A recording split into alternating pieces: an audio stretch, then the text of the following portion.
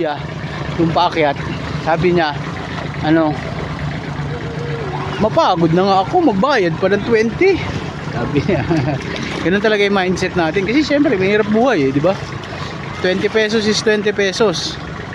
Pero, hanggat hindi mo sinusubukan, hindi mo malalaman kung gaano ka yung kapalit ng 20 pesos na yun. Pag nakita mo yung view, baka sabihin mo, ang mura naman ng bayad, di ba? 20 pesos lang sa ganito kagandang view.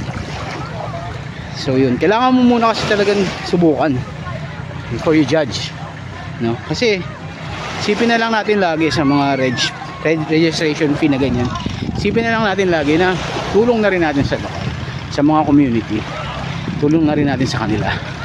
20 pesos can go a long way to help yung mga families dito para matulungan sila.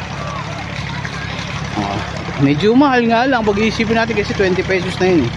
But sa kapalit na view, promise ko siya yan. Subukan mo. We're gonna go hiking up the mountain with Malaya and Meme. Be careful, watch your step.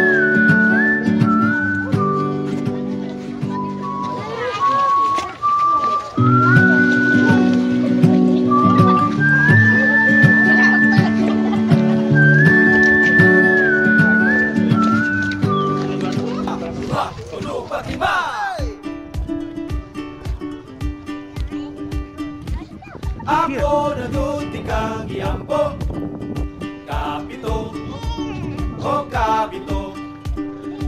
Sa gilid mo siya ba? Ako na pud kang ipangayo, kaduha, sa simala.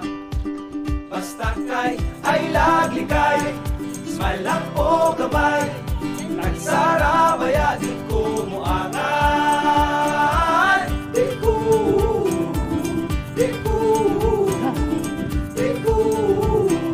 makitag away. Di ko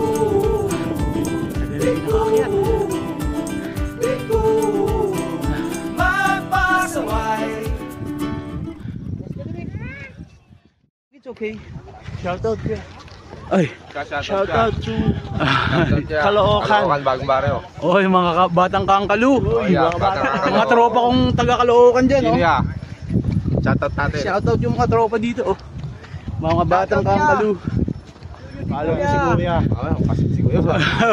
Mga baka palo yung baka palo pa naman. Pero si mo.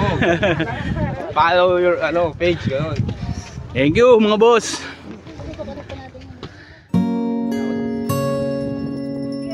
Wow.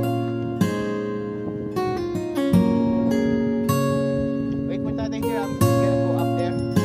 Okay?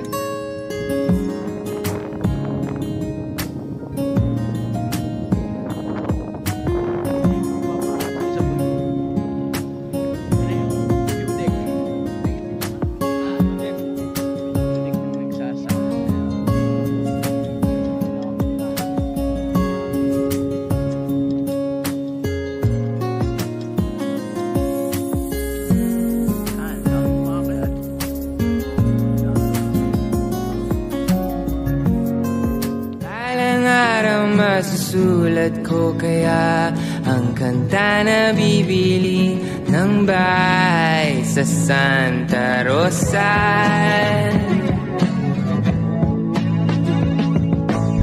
Maglalagay ako ng 7-Eleven sa highway kahit ayaw kong maging kapitalista.